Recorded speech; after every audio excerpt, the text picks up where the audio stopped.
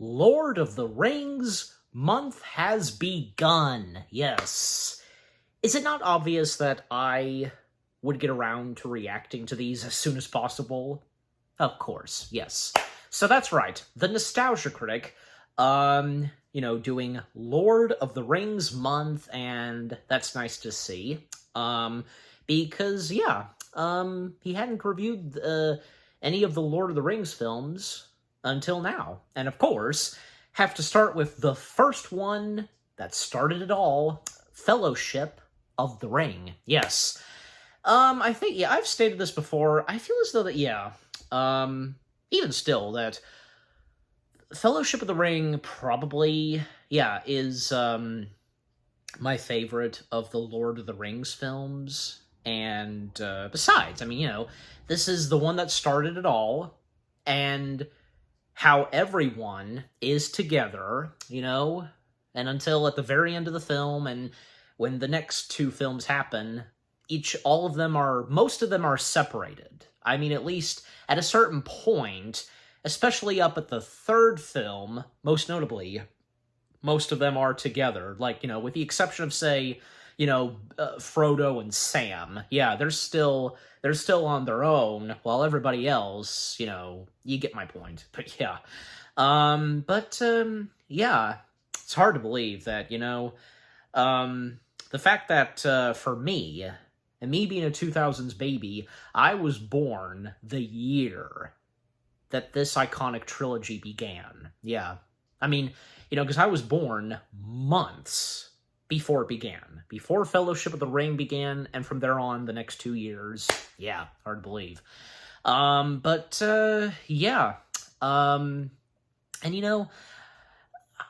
This just now popped in my head, and before I start this, I never really thought of this that much. Maybe I have, but I don't know, because,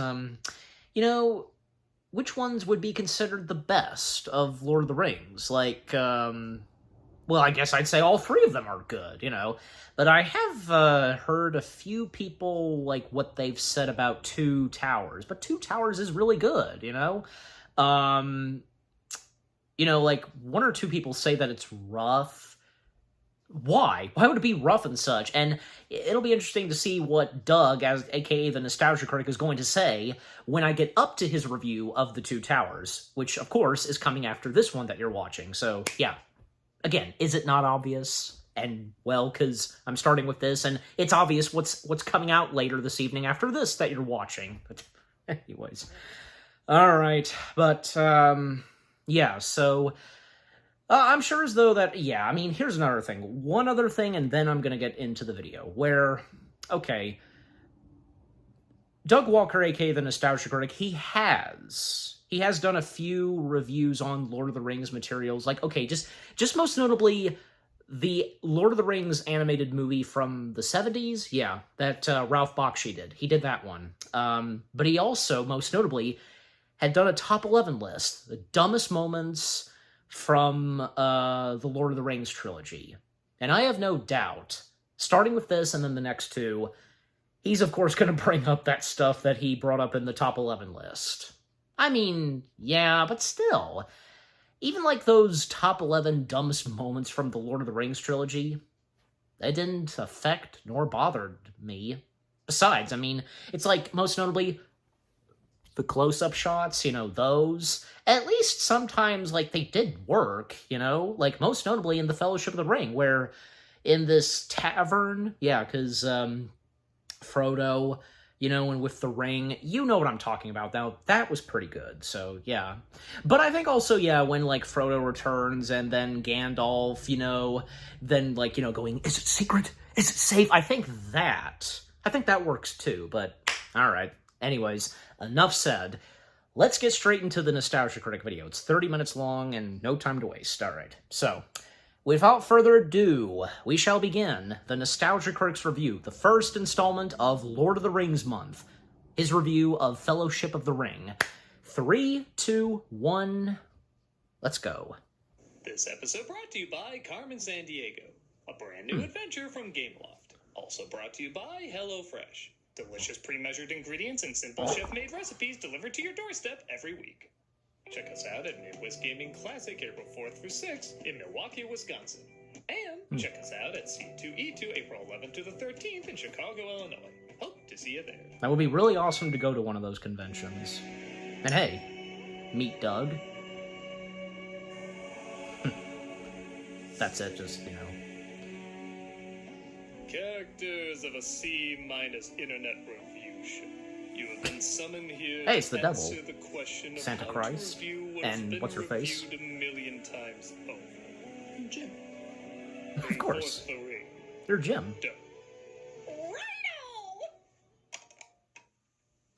Why did I give that to you anyway? My name is the closest to Frodo. Oh, yeah. One does not simply review the Lord of the Rings movies. Or make that gesture with your hand, because he didn't do that when he delivered the line in the movie. There are years of people dissecting every little moment, every little detail, every single letter not in the book. But Rings of Power made some changes, and that won everybody over. That didn't win everybody over, did it? As much as the Nah. Golden Game. He's right. We cannot review it. You have only Is it one Liquid in choice. in Wait, Santa what's the Crisis camera staff right tracking in there? on me like that? We shot like 80 hours of footage. Feel lucky Where did they that get our that lines staff are even anyways? Agreed. Sometimes And how we did basically the edit Liquid the get in same there? Shot. See, We have to figure out how to review this in a unique way. What about satirizing the movie? Nobody's ever done that. Do you watch anything? Nope. how about a clipless? Tamara That'll has work out still great been with missing. chronic fatigue over here. Where is she? Almond milk. We can't have just a Almond milk. straightforward review. We need to do something unique. And I suppose you think you're the one to do it. I'm out of coffee, and that makes me angry. In the last shot, I was standing, so why am I standing again? Beats me. Uh-oh. What's gonna happen? I'll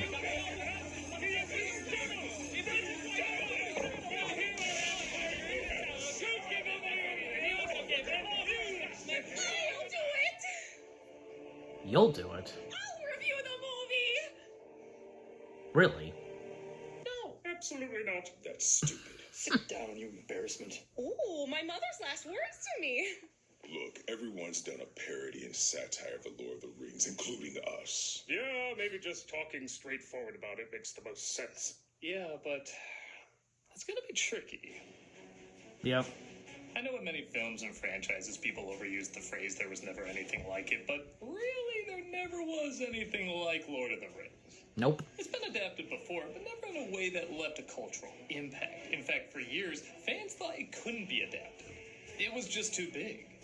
Well, Peter Jackson had a plan and convinced New Line Cinema to take a big gamble, allow him to shoot two films at the same time, condensing the Lord of the Rings trilogy. When one of the producers said, wait, aren't there 3 books? Shouldn't we make it 3? Jackson shrugged and said, well, if you gotta. He must have been a good negotiator because not only did he get an unbelievable budget and honestly a fair amount of creative control, but he convinced New Line that the director of this The Feeble... was the perfect choice. What's the name of it I again? can't imagine planning all 3 of these films and having them be as good and popular as they are. It took something that was celebrated mainly in just geek culture and book clubs and turned it into a worldwide phenomenon. Before these movies, the average person didn't know what a hobbit was, even with the musical stylings of Leonard Nimoy. Bilbo Baggins. That said, yes, this I needed like to it. connect It's with catchy. as many people as possible, given the budget and that there were going to be 2 more of them. So there are things that most fans acknowledge are needed to win over the average person, but weren't always the best. It's going to be difficult to sum up why these incredibly long films made such a huge impact, but we have a whole month dedicated to it, so we're going to give it a try. And because there's so much movie to discuss, the best way to go about it is to just discuss it. Mm-hmm. Wait, then why did we do a parody sketch in the opening? Well, this isn't a sketch. This is just us talking. No, we're clearly all characters. I'm not a character. You kind of are. Your own Jim. Like, your personality. The shortest film of the bunch. At 3 hours, let's take a look at Fellowship of the Ring. Well, The film opens in a magical land. extended Or versions, get the especially, backstory about the forging of 3 hours powerful long. rings. One of them made by an evil villain named Sauron. The Dark Lord Sauron forged in secret a master ring. And yeah, I know I've said it before and I'll say it again. I don't like Sauron's design. I like you never see his face or hear him talk, and being covered in metal is on brand for these villains. But I'm sorry, this is supposed to be the great deceiver, the ultimate evil, and he looks like a Marvel villain. Not a good one either, he's like that mini-boss in Thor. Even Oh, his come lizard eye, on. like, just seems laughably over the top. Say what you want about dorky helmet guy in the Bakshi version, but he was literally a shadow, and I think he's scarier as just a shadow. Simply being talked about and using your imagination. Right. I know I'm a minority on that. animated one. I just don't find this guy scary. Luckily, though, everything else about this intro is pretty badass. Yes. Showing an alliance of men and elves fighting creatures called orcs in Sauron's homeland Mordor. I disagree. I like Thank you for coming Sauron towards us is from cool that angle. It looking. looked really cool. Maybe some of you would think so too, what Doug says. Thor destroys Sauron by chopping off the ring, customized to fit any size, and it slips from person to Yep. person over the years. But something Then to happened Gollum. Then the ring did not intend. But then It fell in cow to Bilbo. No, it's picked up by a shit. hobbit named Bilbo, played by Ian Holm, who carries it back home to the Shire, and years later his nephew Frodo, played by Elijah Wood, is joining the others celebrating Bilbo's birthday with his wizard friend Gandalf, played by Ian McKellen. That mention, by the way, might be the first movie to fulfill every Internet Geek's fan casting. A wizard is never late. Yeah. He arrives precisely when he means to. Sean Connery was originally considered for Gandalf. But I think we'd all be glad it was Have they seen who can hold a fart the longest? What are we McKellen. doing? Actually, that would explain their awkward laugh immediately after. that shot right there. That would Classy here. become the epic sax meme. Gandalf tours the Shire filled You with know. small people and small pigs and small sheep and small dogs. Yeah, how does this work? And I know, again, I've mentioned this before, but I'm really not the biggest fan of this film's editing. I don't blame the director. What? I don't even really blame the editor. Like I said, this was a beast of a production, and they had footage up the wazoo to get across very quickly in a way everybody can comprehend and be interested in. That's a lot to ask of anyone, and mistakes are going to be made. But sometimes the fast cuts do result in moments that just don't feel right. Half the Shire's been invited. Good gracious. He's up to something. All right, then, keep your secrets. That is just not a natural back and forth. A lot of fans introduce newcomers to the extended version, and I don't think that's wise either. Yeah, it's neat, I'm glad it exists, but a lot of it isn't needed, and I think it could drag out too long for first-timers.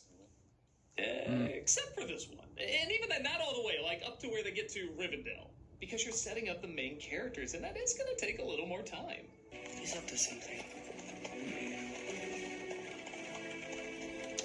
All right, then, keep your secrets. I like building up Bilbo's appearance, but the extended version sets up these people a lot better. Half the Shire's been invited, and the rest of them are turning up anyway. See, does that feel more like how people talk? Yeah. Even Sam, the guy the movie is literally gonna end on, gets just one moment of him looking at a woman, and then they're like, "You're a main character now, off you go." And yet, the extended version doesn't add a ton, but it's just enough to make us connect with them a bit more. I don't know, maybe it's just me. Yeah. We don't want any more visitors. Well wishes are distant relations. And what about preachers of Jesus?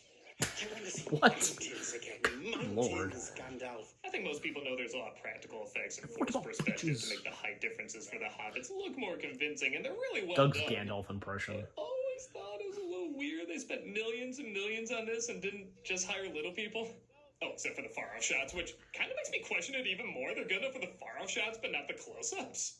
I don't know. Maybe Yeah. want actors who were somewhat well-known, and yeah, these weren't huge stars, but they were known. And there weren't really that many little people stars Known that back much. then, so it feels a little odd, but it doesn't take away from the great performances all these people give. I'm 111 years old. My old age still. Have you been drinking Mario Lopez blood? They throw a big party complete with Mary Poppins fireworks.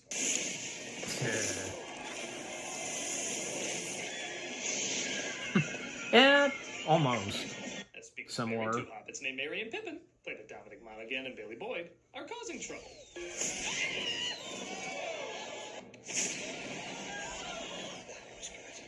Let's get him on.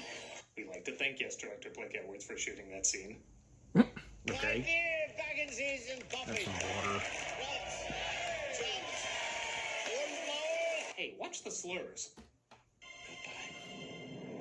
Bilbo surprises him by putting on the ring and disappearing, planning to leave the ring with Frodo, yet he finds it has a strange hold on it. You want it for yourself? Oh, Baggins! Do not take me for some conjurer of cheap tricks. As I conjure up this cheap trick. I remember when Ian McKellen was nominated for an Oscar, this was the clip they chose because they clearly had no idea what else to choose. McKellen is perfect, Really? but the Best Actor nod is a little weird. I mean, Sean Bean's performance is right there. Keep it secret. Keep it safe. Gandalf thinks there's more to this. That could be the than he first thumbnail. thought, so he ventures out to do some research, leading to one of the cooler shots in the movie. We see a giant tower in Mordor. Holy smokes, that thing is huge. But then, in the same shot, it's shown as just part of another tower that's literally so big you can't see the top of it. That's a clever reveal.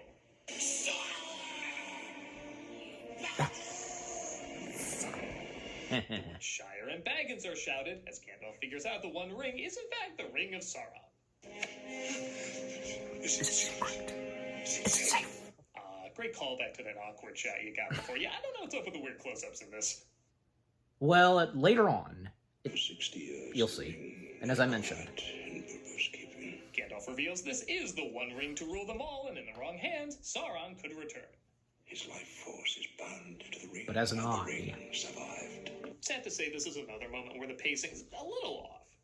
In the book, Gandalf disappears for 17 years and very calmly tells Frodo what's going on, allowing more time so we can get to know him as characters. However, in the book, the party also goes on for like a bajillion pages, so I get the idea of wanting to get the story going and some real urgency here. The issue is, the tone really goes back and forth. Ooh, gotta hide, shit's getting real. You know, some tease sounds nice, there's no rush. Wait, they heard Shire Baggins. I'm Shire Baggins, we gotta move, we gotta go! Oh, Frodo, your first day of school. Let's take a second to really admire this moment. What was that? Get down! Just a little too back and forth for me. Samwise Gamgee. Like I mentioned before, Sam was eavesdropping, so Gandalf says he should go with Frodo on his journey. He says he'll meet with him at an inn after he consults with the head of his order, Saruman, played by Christopher Lee. And you'll be surprised to discover a guy with this appearance who lives in this place is amazingly a bad guy. Against the power of Mordor, there can be no victory. We must join with Sauron. But didn't you say on Charlie Rose I'm never a Sauron guy? I think it's okay. The and last guy was in my Saruman spot turned out great. portraying the ways of being the white. Sounds a wizard's duel. I win! Which is pretty cool, even if the scene is a little silly. Gave you the chance of aiding me. And cut back to Sam and You Frodo, spin who me bumped right into Merry and Pippin. A shortcut. Shortcut to what? Mushrooms. I love that stuff. It makes me feel like I'm on a suburban couch just looking at the ceiling. What a trip. The 9 rings made for men have been corrupted by Sauron, though, and are now the Black Riders, who are about as perfectly intimidating as you can get. They're unstoppable, magically powerful killing machines, except when it comes to water. Come on, guys, break the stereotype Black Riders don't swim. What business brings you to Bree? We wish to stay at the inn. Our business is our own. After passing by the director's cameo, What's up, Doc? You with a sideshow around here?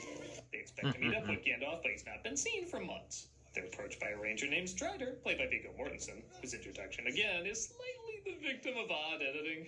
Are you frightened? Yes. Not nearly frightened enough. He says the Hobbit should be more scared as something terrible is hunting them. Okay, good night.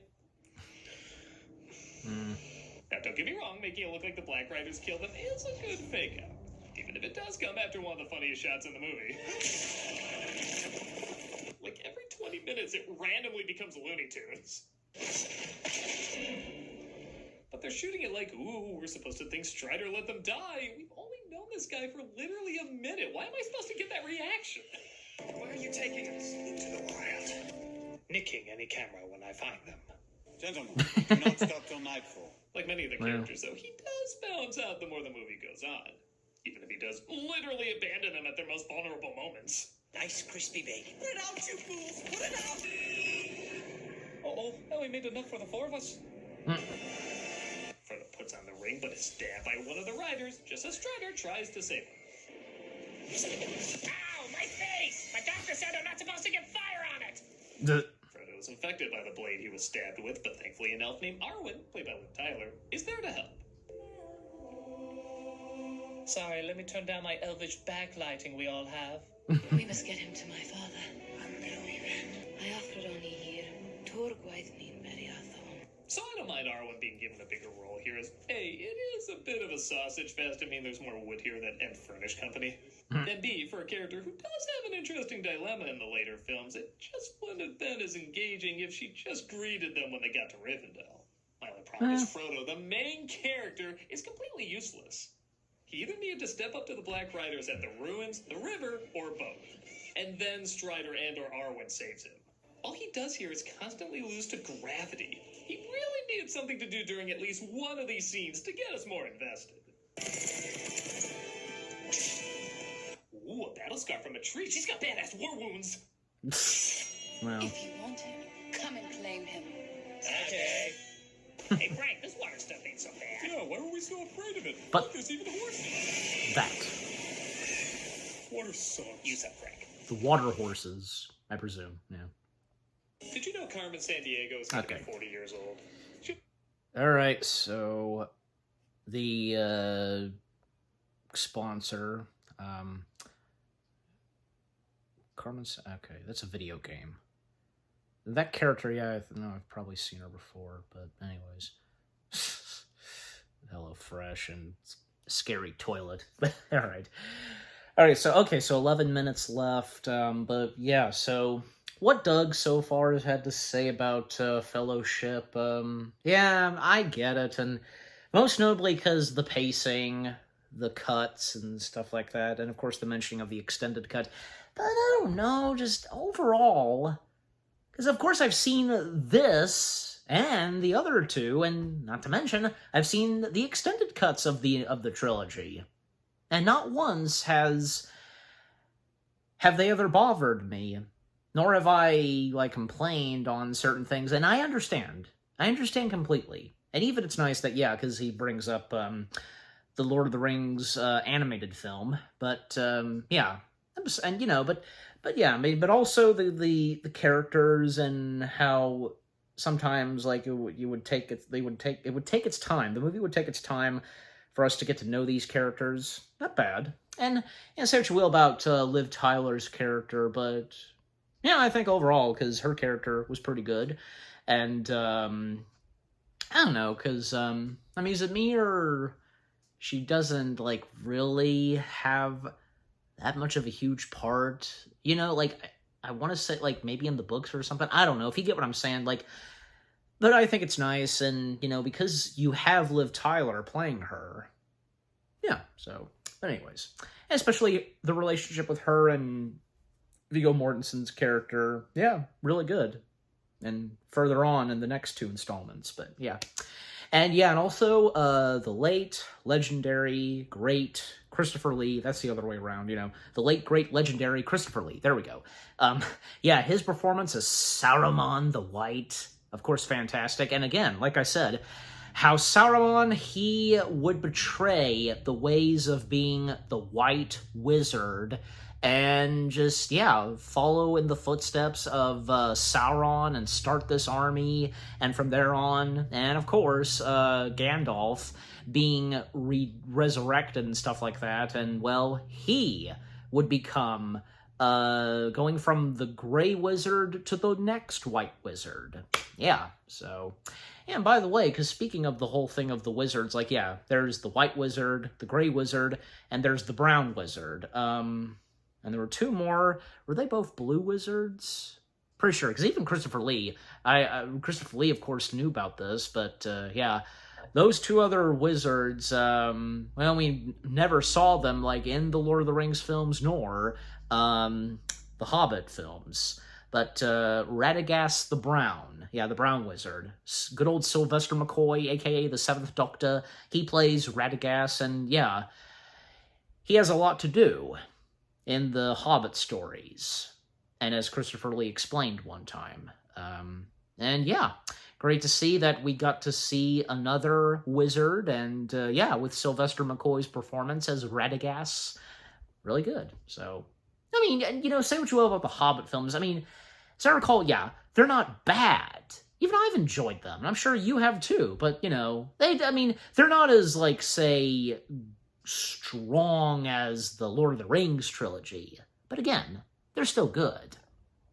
It's got great characters in them, and like, you know, as I mentioned, having Radagast the Brown appear and having Sylvester McCoy, very fitting. But all right. So yeah, that's all I've got to say. So time back in.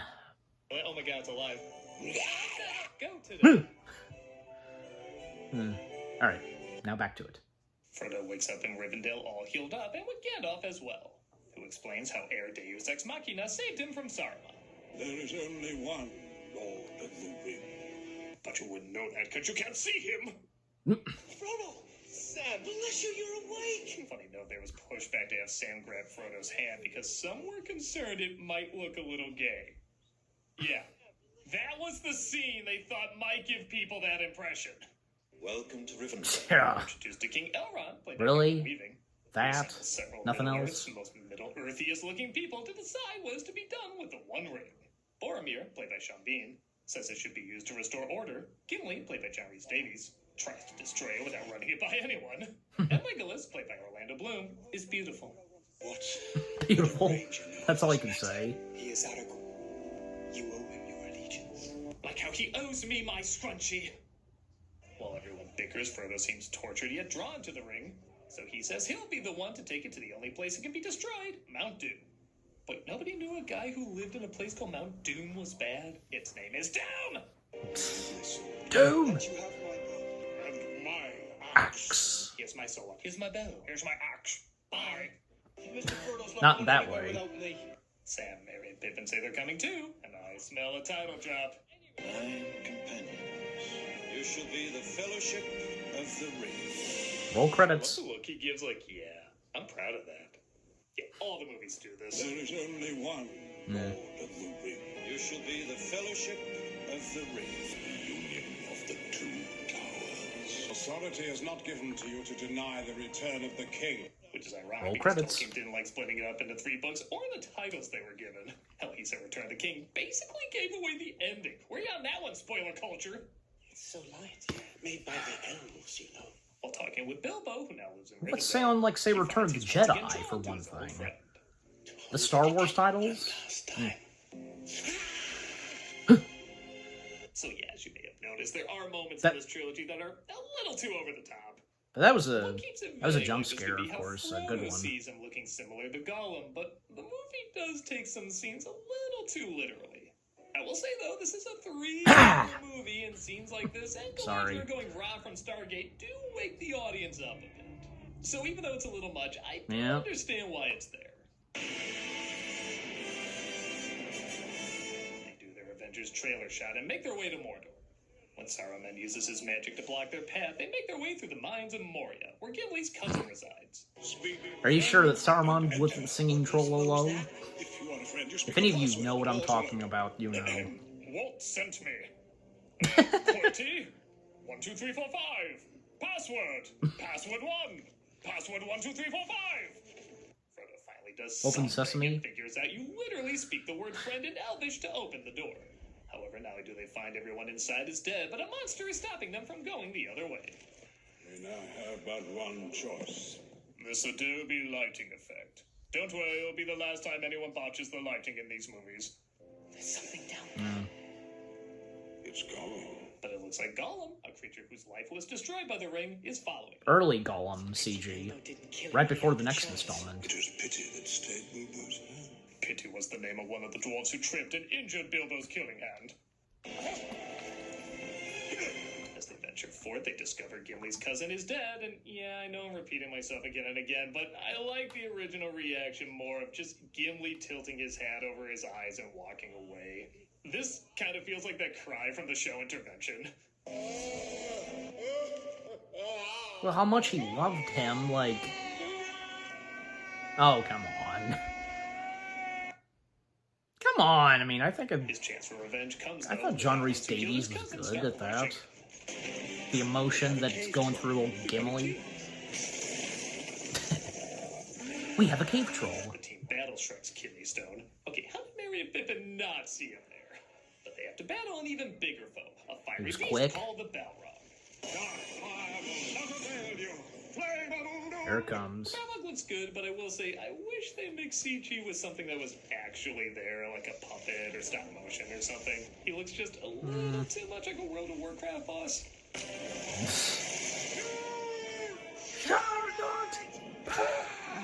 Thanks, every teacher in high school. Garrett defeats the Balrog, but the Balrog pulls him down with it. They stop the hobbits from helping him due to the literal nothing shooting at them right now. And Gandalf falls to his death. Fools.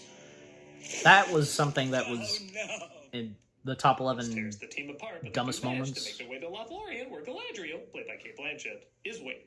Our heroes Good old grieve for Kate their Blanchett. fallen hero, if that's what you can call this weird line delivery. What do they say about him? I have not the heart to tell you. For me, the grief is still too real. You said that like your Amazon package is coming a day late. While Frodo looks into the fountain that shows things that could come to be. The Fellowship is breaking. He will try to take the ring. You know of whom I speak. You need to kill Pippin. The next day, Nope, they're not on their way him. Where they encounter the most epic toll stop ever Sean constructed. Bean. Long have I desired to look upon the Boromir. kings of my I'm king. glad I remembered his name. Let's follow it up with this really dated frame rate effect that looked terrible back then. It looks even worse now. I don't know. The ironic thing is, for all my complaining there's too much cut out of this, you could completely cut that moment and not miss a thing. Sometimes this movie does get a little drunk on its self-importance. Other times, though, they represent it perfect. I'm really not kidding when I say I'm shocked Ian McKellen got an Oscar nod, but not Sean Bean. He so easily could have been one note, but he really brings out a tortured humanity to this character that is. Well, he's made his way to corrupted the by Academy but Awards for a before, very right? noble cause This- to save his people. To let that fear drive us to destroy what hope we And we only get him for this, but he does make an appearance in the third For all installment. the I think, bitchy yeah, in the character extended does, they version. know how to balance it out with real human moments, too. He really does feel like a completely fleshed out character. Give them a moment, for pity's sake. Our paths will lead us there. And the tower But it's sad guards how will take the up ring the is war. getting to The him. lords of Gondor have returned. The look on his face when he realizes he single-handedly destroyed the Fellowship by trying to take the ring is so heartbreaking. Frodo.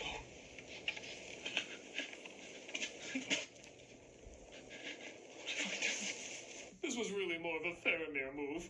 Aragorn as well sees he's tempted by the ring and fears, because of his family blood, that he'll eventually take it too. So he lets Frodo go alone just as the Orcai, or plus if you will, attack. What's he doing? He's leaving.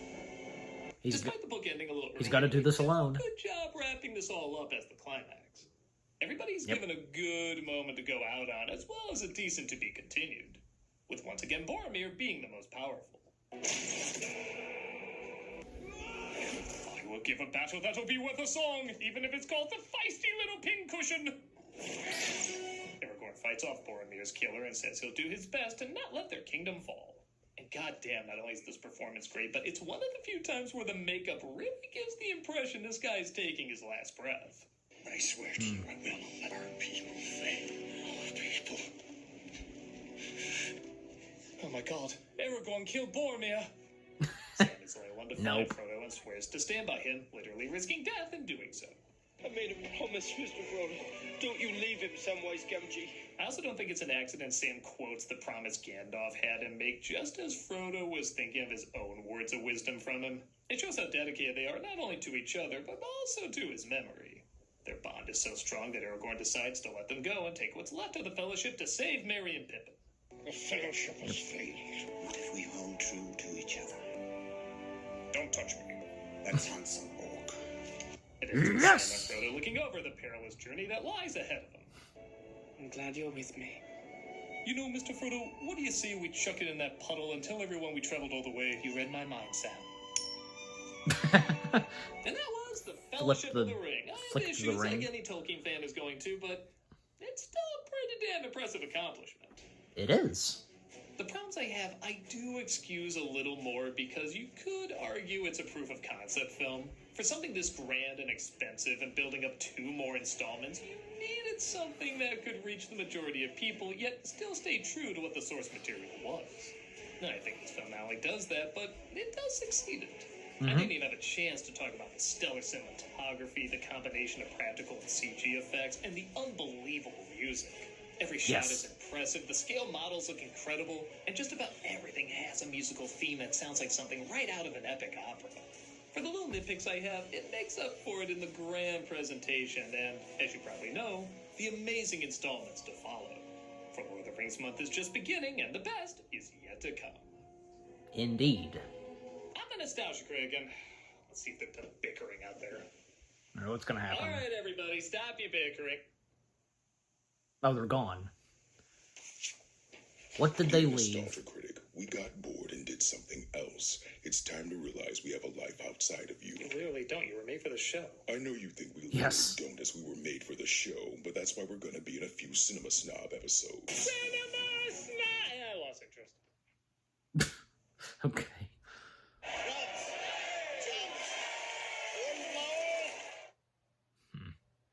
This month for Cameos for Charity, we're... All right, and the charity shout-out as always. All right, so that was the first installment for Lord of the Rings month. His review of The Fellowship of the Ring. Yes, that was pretty good. Had some good compliments and positive things to say about the first installment of the trilogy, but at the same time, yeah, some things that he talked about, again, it's understandable. I get it. I really do. But that doesn't destroy the fact that from this and the next two installments being a trilogy masterpiece. Am I right? Just, yeah. Great moments, great characters, great acting. All that Doug had to say as the Nostalgia Critic. Yeah, couldn't have said it better myself. Yeah. And again, yeah, Fellowship of the Ring probably, again, being my favorite of the Lord of the Rings trilogy, and no hard feelings on the other two, because again, the entire trilogy is fantastic, without a doubt.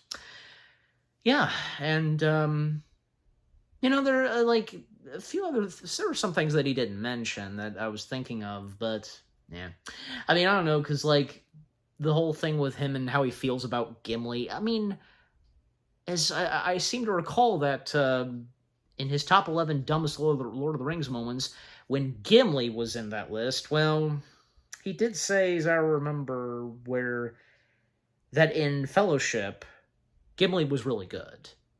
But by the next two installments, they just made him goofy and so on. Well, I mean, but he still had some, he did have funny moments in the first installment. Just, so, you know, even like I think the one that I can think of the most and probably be one of my favorites is like Gimli interacting with Cate Blanchett's character, and I like when she laughs. Just yeah, and that sequence where she is offered the ring by Frodo, and geez, like what just so good. But yeah, and anything else to mention? Well, yeah, but and also yeah, the skits, you know, with the other Nostalgia Critic characters, Santa Christ, the Devil, and Jim just being Jim, and Heather's character, Chester E. Bum's love interest, that was pretty good. And like I said early on, no Tamara still, and the redhead chick, what's her name? Iwona, however her name is pronounced.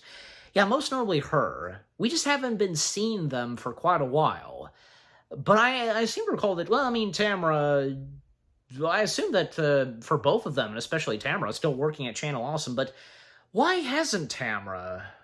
Why has she not been appearing in any Nostalgia Critic content? Both her and the other Channel Awesome female member. Ugh. But I do know, because I do know this where, like, there was a community post that featured Tamara. But also, there's another, like, Channel Awesome project that I know Jim has done, where it's science fiction. Do you know what I'm talking about? I'm sure some of you do, but yeah. But I don't know. If any of you happen to know this, I know probably I asked before in some other past reaction videos to Nostalgia Critic content, but I don't know, just... Again, if by any chance some of you know the absence of Tamara and the other Channel Awesome female member, please feel free to let me know. I would really like to know, because I'm quite curious. Just, yeah. But, yeah. Anyways. But, yeah, just overall, the Nostalgia Critics review of The Lord of the Rings, The Fellowship of the Ring, the first installment of the Lord of the Rings month. not bad. That was pretty good. Okay, so what about you guys? What did you think of the Nostalgia Critics review of The Fellowship of the Ring? Is this one of your favorite of the Lord of the Rings films? The trilogy? Anything Lord of the Rings? What were some of your favorite moments, characters, and if anything that you agree and disagree with what Doug, as the Nostalgia Critic, had to say about Fellowship? Yeah. And any of you that were excited to hear that, well, as of now, Doug, as the Nostalgia Critic, doing Lord of the Rings month. And you know what? Because, yeah, every year it's fun when, yeah, and you never know what month theme he's gonna do, but yeah, Lord of the Rings is acceptable, so yeah, very fitting. But yeah, just overall, what do you think of the Nostalgia Critic video itself, and with what I've had to say, my reaction to it, and yeah, what did you think of my reaction to it? Leave comments and give this reaction video a like, as always. And so, with all that being said, thank you very much for watching. I hope you guys enjoyed my reaction to the Nostalgia Critics review of The Lord of the Rings, The Fellowship of the Ring, again, the first installment of Lord of the Rings month. More reaction videos are coming your way. They're going to be awesome. Keep looking forward, and I'll see you guys in the next video / reaction. Take care, and peace out. And you know what's next later this evening. My precious.